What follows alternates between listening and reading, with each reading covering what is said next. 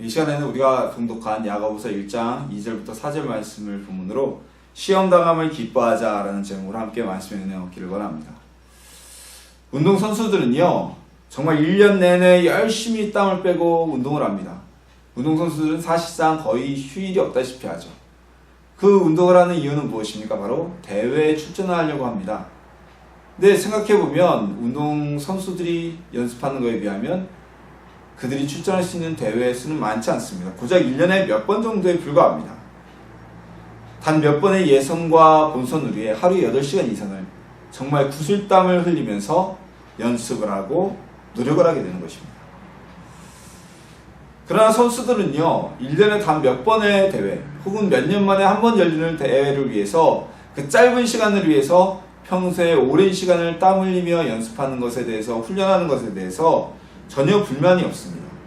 오히려 그 많은 시간을 연습했음에도 불구하고 대회, 짧은 기간이지만 그 대회에 참여하지 못하는 것을 더 아쉬워하게 됩니다. 그 이유는 무엇입니까? 대회에 출전하지 않는다면, 대회에 나가지 않는다면 그 선수가 평소에 한 연습이나 훈련은 아무런 의미가 없어지게 되는 것입니다. 올림픽이나 세계 선수권 같은 대회에서는 선수들이 그동안 훈련한 기량을 보여줄 수 있게 되고요. 그리고 그 훈련한 만큼의 기량을 통해 또한 자신의 결실을 맺게 되는 시간이 되기 때문입니다.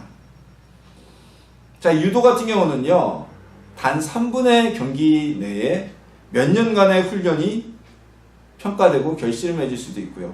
우리 김연아 선수 때문에, 김연아 이제 전 선수죠. 김연아 전 선수 때문에 붐을 일으킨 피겨스케이팅 같은 경우도 어떻습니까?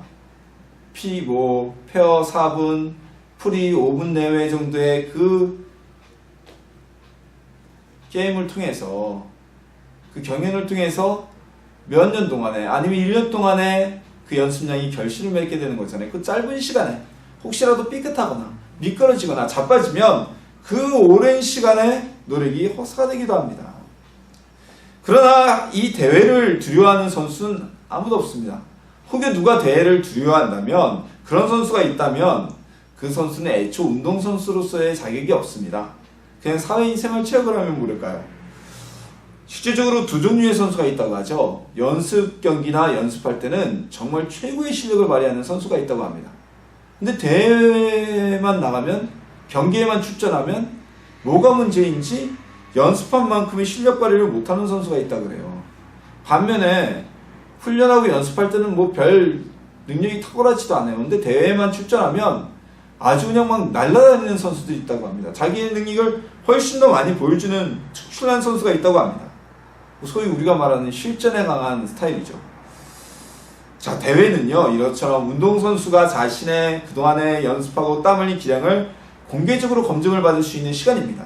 그래서 모든 선수들은 대회가 다가오기만을, 경기의 시간이 다가오기만을 기다리게 됩니다.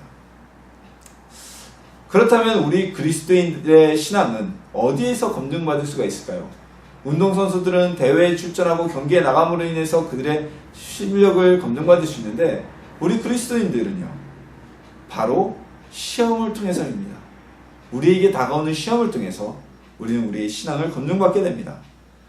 오늘 본문에서 시험이라는 단어가 헬라어 원어로 페이라스모스라는 단어입니다.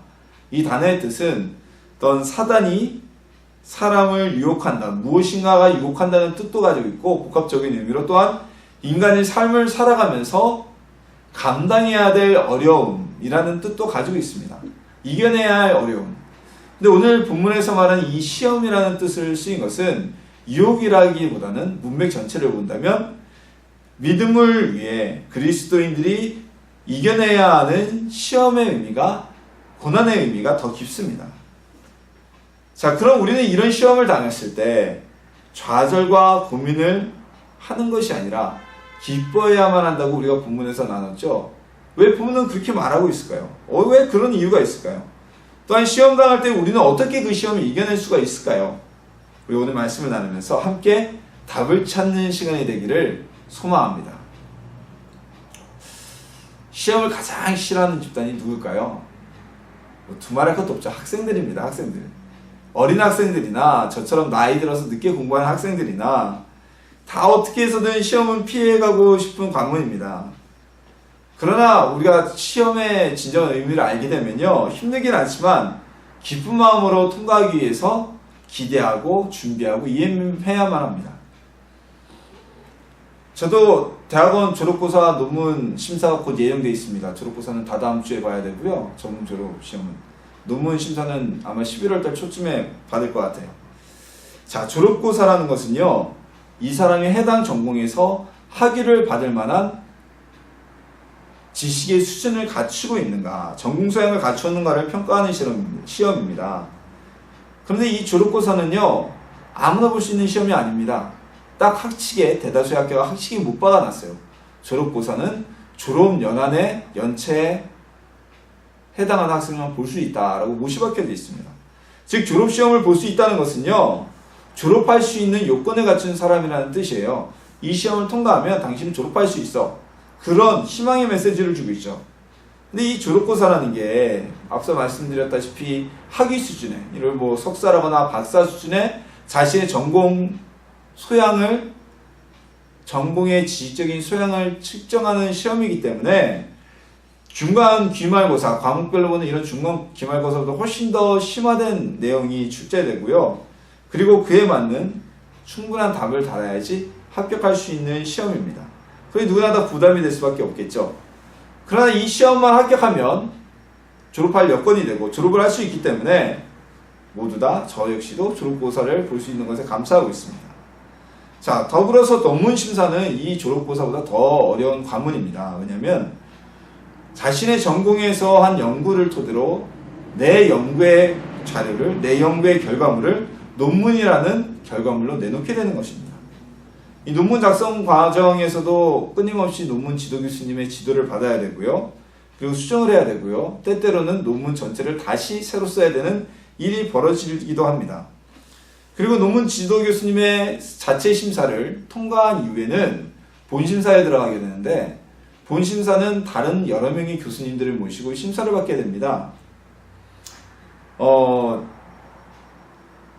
이 심사의 과정이 결코 만만치가 않아요. 논문 심사를 하는 분위기는 여러분들 쉽게 얘기하면 뭐 오디션 프로그램에서 독설 심사라는 게 있잖아요. 그것처럼 당신 이 논문을 썼으니까 정말 훌륭해, 잘했어 라는 이런 칭찬의 자리보다는 그 논문이 정당한 이론을 가지고 있는지, 어떤 학문적인 소양과 빈틈은 없는지를 검증하는 시간이 논문 심사의 시간이기 때문에 그때는 모든 질문들과 교수님들의 지적이 날카로울 수밖에 없습니다.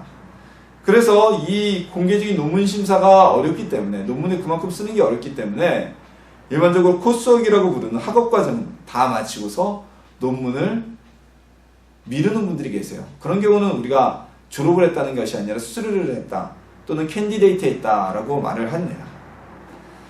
논문을 쓰는 것은 모든 대학원생들에게 부담입니다. 그러나 논문만 쓰면요, 통과되면 이제 학위 취득의 마지막 관문을 통과하는 것입니다. 또한 논문은요, 자기 연구의 업적으로 평생 남게 됩니다. 그 사람이 프로필을 쓸 때 내가 이런 논문을 뭐 박사과정에서 썼습니다, 석사과정에서 썼습니다, 또는 학술지에 제출했습니다, 평생 들어가게 되고요. 학위 논문 같은 경우에는 바로 국회 도서관이나 그리고 학교 도서관에도 기증이 돼서 열람이 가능한 논문으로 남게 되어지죠. 이런 사실 자체가 학위 취득 과정의 마지막 관문이고 어려운 길이지만 이제 모든 마무리를 할 수 있는, 열매를 딸 수 있는 학위라는 과정이기 때문에 부담이 되는 건 분명하지만 기쁜 일이 될 수밖에 없습니다. 자, 우리가 믿음을 지키기 위해서 다가오는 시험은 넘어서면 주어지는 하나님의 은혜와 선물이 있습니다. 시험은요, 우리에게 인내를 만들어줍니다. 시험은 우리를 스스로 냉정하게 돌아보게 하고요, 그 고난을 통해서 우리가 온전하게 하나님께 나아가게 하는 열매를 맺게 해줍니다. 다윗은 무려 10여 년이 넘어가는 긴 시험의 과정을 거쳤습니다. 그가 교만하였거나 하나님께 범죄하였다는 그런 기록은 성경에 없어요. 그의 부족함으로 시험을 받게 되었다는 언급은 성경 어디에도 없습니다. 다윗이 왕이 되기 위해서 그 시험의 과정을 거쳤어야 했는데 정말 피눈물 나고 자존심 상하는 시험의 과정을 통해서 다윗이 깨달은 것이 있었습니다.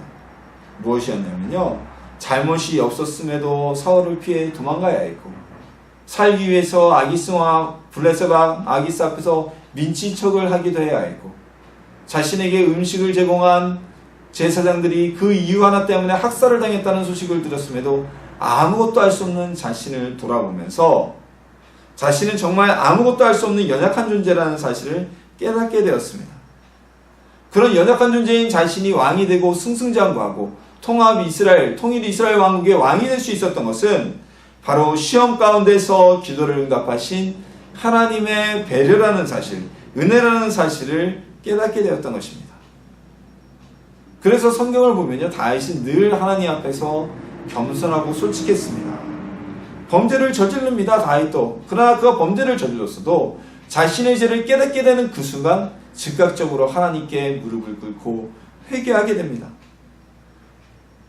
죄를 지적하는, 불순종을 지적하는 사무엘의 지적에 온갖 핑계를 대며 거짓말로 죄를 덮고자 했던, 하나님을 속이고자 했던 사울 왕과는 완전히 대조되는 비교의 모습입니다.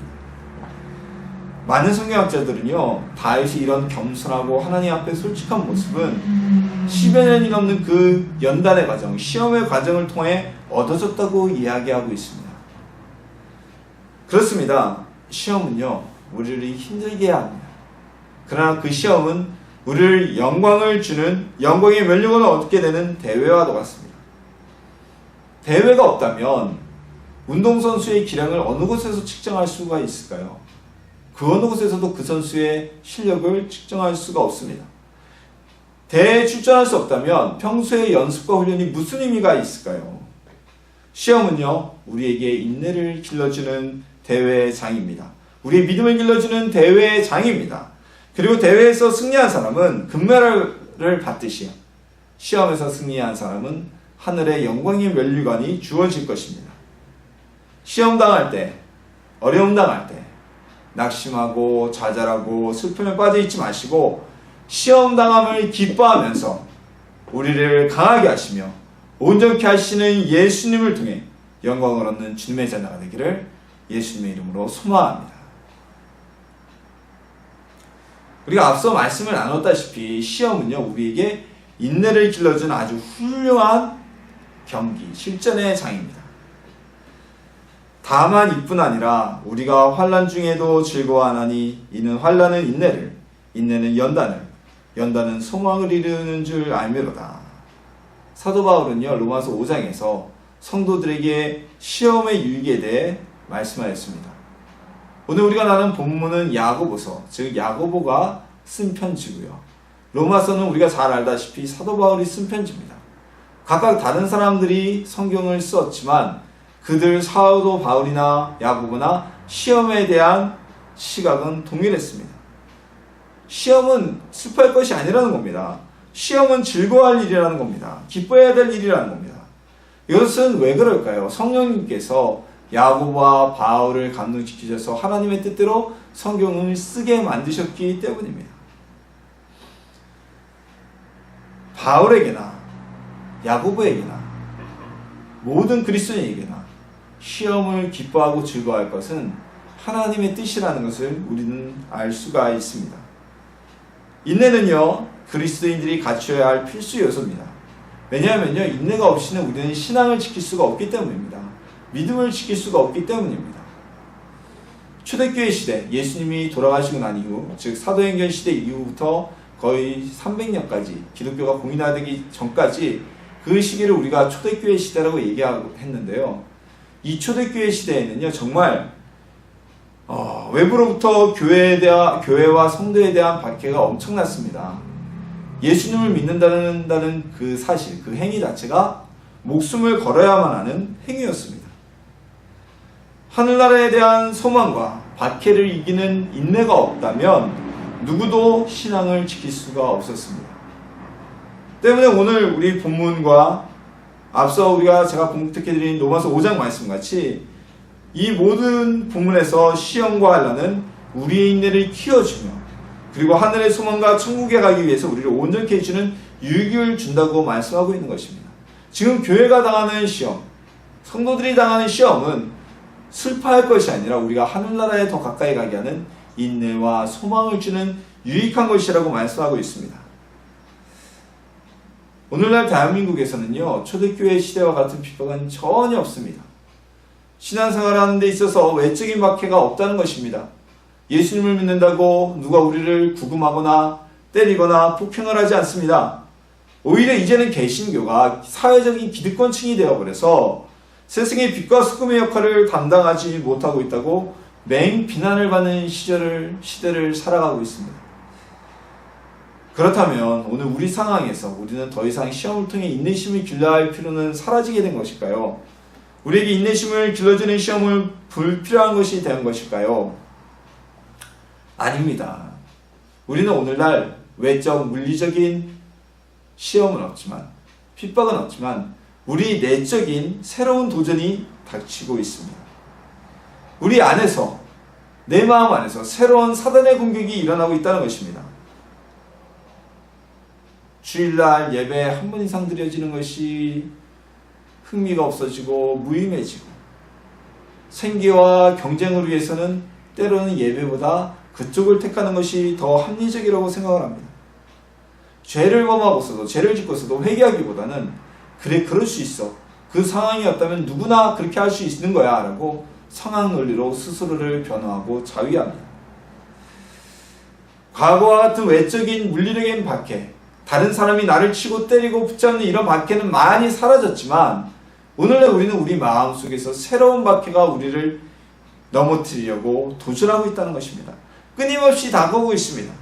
심지어 예수 믿는 사람이 예수님 믿으라고 전도하는 전도자들에게 그런 식으로 시끄럽게 전도하지 말라고 이야기하는 웃지 못할 상황이 벌어지게 됩니다.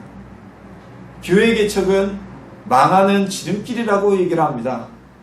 불신자를 전도하기보다는 다른 교회의 성도들을 자신의 교회로 이적시키는 것에 더욱 힘쓰고 그것을 전도라고 포장하는 것이 오늘날 우리나라 기독교계의 현실입니다.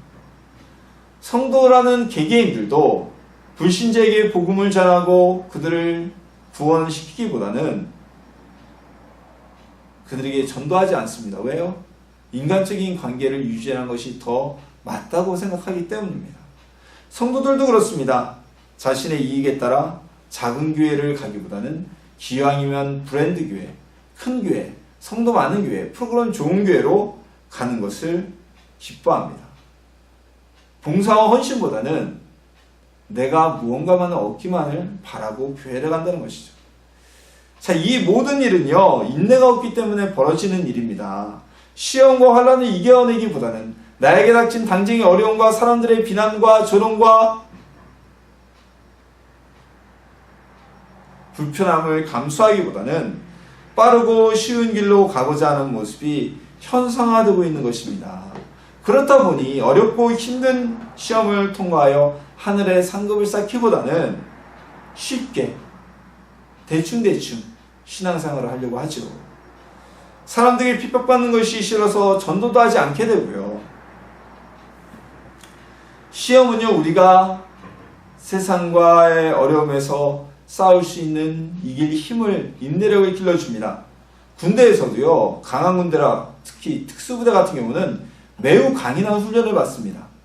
일반적으로는 상상도 하지 않는, 행하지도 않는 아주 무서운 훈련을 받습니다. 고시에 통과하기 위해서는 정말 힘든 시간 동안 고시 생활을 견딜 수 있어야만 합니다. 특수부대 훈련을, 강인한 훈련을 통과하지 않는 사람은요, 그 훈련을 통과하지 않고 특수부대에 배치받는다고 해도 실전이 벌어지면 나구병이 될 수밖에 없습니다.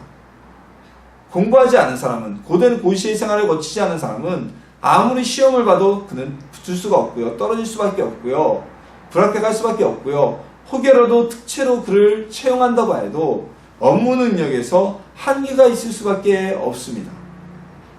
시험은 우리의 인내를 길러주는 훈련장입니다. 시험은 우리의 인내를 길러주는 트레이닝입니다. 인내는 예수님께서 우리에게 말씀하신 좁고 험한 길, 하늘나라로 가는 진리를 따르는 그 좁고 험한 길을 끝까지 견딜 수 있는 에너지가 됩니다. 시험을 통해 인내를 기르시기 바랍니다. 프로야구 선수들이 겨울이 되면 스프링 캠프를 가게 됩니다. 전지훈련을 가게 되죠. 우리나라가 춥기 때문에 좀 더 따뜻한 괌이나 오키나와 또는 미국 같은 따뜻한 곳에 가서 정말 아침에 눈을 떠서 밤에 눈을 감을 때까지 내내 훈련을 한다고 합니다. 스윙질을 하루에 몇천 번씩 하고요. 공을 수천 번씩 던지고요. 수비 훈련하면서 펑고 훈련하면서 슬라이딩을 셀 수 없이 하고요. 그런데 재밌는 것은 그 스프링 캠프 기간 동안은 선수들의 월급이 나오지 않는 기간입니다. 연봉이라고 하죠. 프로야구 선수들의 연봉은요. 시즌 1월부터 10월까지인가요? 3월부터 10월까지인가요? 딱 n분의 10으로 해서 나온다고 해요. 자신의 연봉을 10분위로 나눠서 10개월 동안 준다고 하죠. 그래서 사실 겨울 기간에는 비시즌에는 월급이 나오지 않습니다. 그럼에도 불구하고 그들이 스프링 캠프에 가려고 그렇게 노력하고 스프링 캠프에 가서 입에서 단내가 나도록 훈련하는 이유가 무엇일까요? 그 고난의 훈련을 이긴 선수는 한 시즌 내내 시즌을 치를 수 있는 체력을 얻어오고 기술을 습득해서 옵니다. 그러나 스프링 캠프에 참여하지 않고 겨울이 왔다고 월급도 안 나온다고 그냥 쉬면서 훈련을 대충대충 한 선수들은 한 시즌을 버틸 만한 체력도 얻지 못하고요. 실력도 기술 습득을 하지 못하기 때문에 맨날 그날이 그턱이 돼서 결국 경쟁에서 도태되어 버리고 맙니다. 시험은 우리의 인내를 길러주는 전지훈련입니다. 예수님의 능력을 힘입어서 시험을 이기고 인내를 획득하는, 인내라는 열매를 획득하는 주님의 자녀가 되기를 소망합니다. 또한 시험은요, 우리의 신앙을 한 단계 상승시켜주는 경기의 장입니다. 자, 시험을 통과한 사람은요, 인내를 얻게 되고요, 인내를 얻은 사람은 하늘나라로 가는 힘을 얻게 됩니다. 자, 그렇다면 우리는 이 시험을 어떻게 이길 수 있을까요? 이에 대한 해답은요, 오늘 우리가 봉독한 2절과 4절 바로 뒤에 구절 5절부터 본문에 해답이 기록되어져 있습니다. 너희 중에 누구든지 지혜가 부족하거든 모든 사람에게 후히 주시고 꾸짖지 아니하시는 하나님께 구하라. 그리하면 주시리라. 오직 믿음으로 구하고 조금도 의심하지 말라. 의심하는 자는 마치 바람에 밀려 요동하는 바닷물개 같으니 이런 사람은 무엇이든지 주께 얻기를 생각하지 말라. 우리가 시험을 통과할 능력이 부족하다면 우리가 시험을 통과할 수 있는 지혜를 주시는 하나님께 기도하라고 말씀하고 있는 것입니다. 오늘 본문에서 나오는 지혜라는 단어는요, 그냥 일반적으로 아는 우리가 삶의 지혜만을 이야기하는 것이 아닙니다. 성경에서 지혜라고 했을 때 그 지혜는 하나님을 아는 지혜, 그리고 말씀에 대한 지혜, 여러 의미를 지니고 있습니다. 따라서 오늘 5절에 지금 기록되어진 지혜라는 단어는요, 우리가에게 닥쳐지는 이 시험을 이길 수 있는, 고난을 이길 수 있는 지혜를 의미합니다. 자, 시험이라는 이 고난을, 어려움을 이길 수 있는 힘은요, 우리에게 없습니다. 우리가 연약하고 부족해서 질 수밖에 없는 어려움들이 있죠. 그때 우리는 하나님께 구하면 기도하며 응답해 주시는 하나님께서 시험을 이길 지혜를 주신다고 약속의 말씀을 우리에게 전하고 계신 것입니다. 더군다나 우리의 하나님은 야, 그거 너 신앙생활 몇 년 했는데 그거 하나 제대로 못해? 너 맨날 내가 도와줘야 돼? 네가 그렇게 몇십 년을 기도한다고 하면서 그거 하나 못 이기냐? 라고 꾸짖지도 아니하시고 후히 주시는, 넘치도록 주시는, 풍성한 지혜를 주시는 좋으신 분이라는 것을 말씀하고 있습니다. 이 말씀은 겁내지 말고 두려워하지 말고 당당하게 하나님께 지혜에 대해서 구하라는 말씀이죠. 결국 우리는 시험을 이김에 있어서 하나님의 도움을 받게 될 것이라고 본문은 이야기하고 있는 것입니다.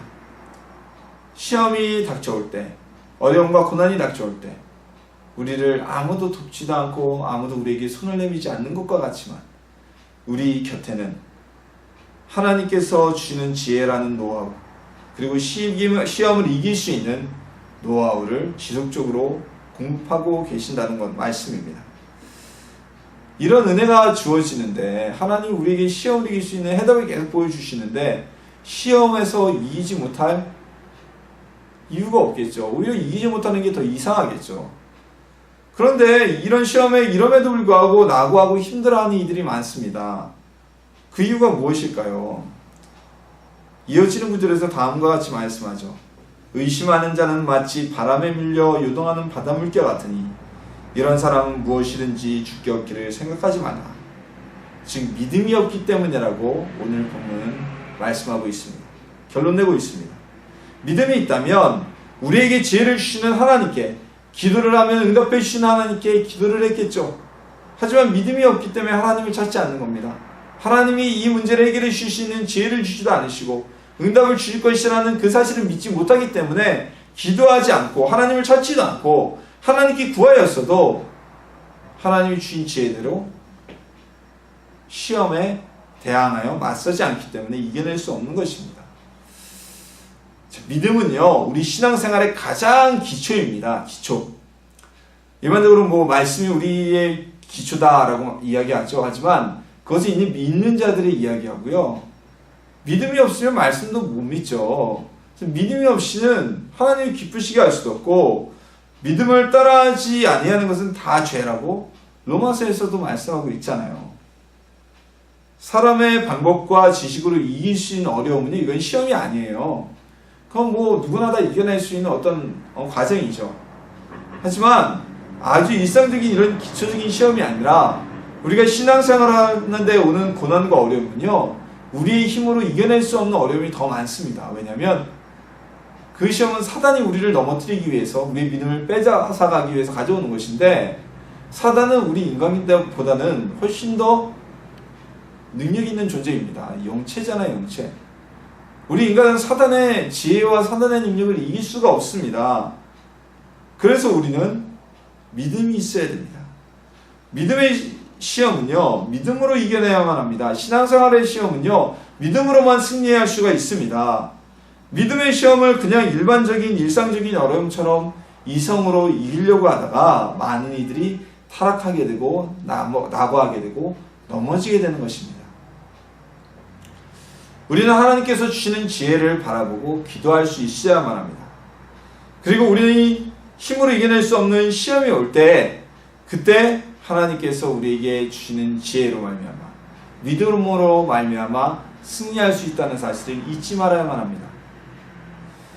제자들이 갈릴리 바다 한가운데에서 배를 타고 지나갈 때 풍랑이 일기 시작했습니다. 제자들이 죽을 고생을 했지만 더 이상 그 파도를 이겨내고 풍랑을 이겨낼 힘조차 사라졌습니다. 그제서야 제자들은 배 안에서 주무시고 계시는 예수님을 깨우게 됩니다. 자신들의 힘으로 실컷 하다가 안 돼서 자포자기 했을 때 그때야 예수님을 깨우게 됩니다. 예수님께서 일어나셔서 바람과 파도를 꾸짖으시자 언제 그랬냐는 듯이 갈릴리 바다와 풍랑의 파도는 아주 잔잔하게 사라지게 되었습니다. 제자들이 처음부터 예수님을 의지했다면 그렇게 죽을 고생을 하지 않았을 겁니다. 근데 이 제자들은 예수님이 파도와 풍랑까지도 잔잔하게 하실 수 있는 분이라는 사실을 믿지 못했습니다. 믿음이 없었기 때문에 죽을 고생을 하고 결국 그래도 마지막에 예수님을 깨움으로 인해서 예수님의 능력으로 시험을 이기게 되죠. 우리는요, 지혜를 주시는 하나님을 믿음으로 시험을 이길 수가 있습니다. 하나님께서는 어떤 시험에서도 우리를 방치하는 분이 아니십니다. 그 사실을 믿는 사람은 기도하게 됩니다. 하나님은 기도에 응답하시는 분이라는 사실을 믿는 자는 기도할 수밖에 없습니다. 하나님께서는 우리의 기도에 응답하시고 시험을 통과할 수 있도록 돕는 적극적인 후원자가 되어주시는 것입니다. 우리 모든 환난을, 모든 고난을 사라지게 하실 하나님을 바라봅시다. 하나님을 믿읍시다. 우리에게 무한한 은혜와 지혜와 힘을 주실 하나님께 간구하며 기도합시다. 우리가 가지고 있는 자원은 아무것도 없을지라도 하나님은 그분의 무한한 지혜와 무한한 자원을 우리에게 주셔서 우리가 시험을 통과할 수 있도록 인도하여 주실 것입니다. 혼자 방황하고 혼자 낭만하고 혼자 슬퍼하고 혼자 두려워하지 마십시오. 밤새 잠을 설쳐서 고민하지 마십시오. 우리 구원의 하나님을 바라보면서 하나님이 나를 건지실 것이라는, 이 시험에서 승리케 하실 것이라는 사실을 믿고 기도하여서 시험을 승리하는 시험을 통과하는 하나님의 자녀가 되기를 소망합니다. 믿음이 이기네, 믿음이 이기네, 주 예수를 믿음이 온 세상 이기네. 찬송가 357장 찬양이죠. 이 찬양처럼 그렇습니다. 우리에게 다가오는 시험을 우리는 무엇으로 이길 수 있습니까? 바로 믿음으로 이길 수 있습니다. 시험에 합격하면요, 등급이 올라갑니다. 자격증을 취득합니다. 회사에 입사할 수 있습니다. 졸업을 할 수 있습니다. 선수가 대회에서 우승하면 상금과 함께 메달이 주어지고 상패가 주어지게 됩니다.